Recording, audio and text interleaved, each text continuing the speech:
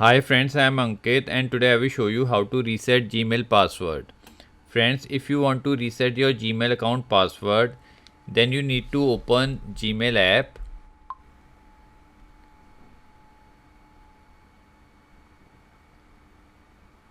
Now here you need to press on the profile picture.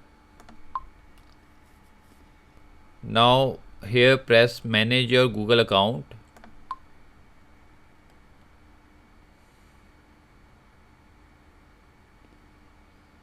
Now here you need to press on Google password.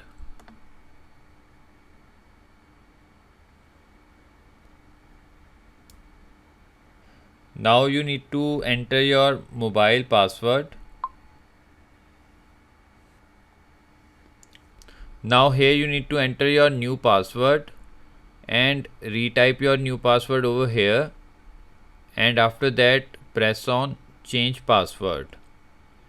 So friends, like this you can very easily reset Gmail password. I hope you find this video useful.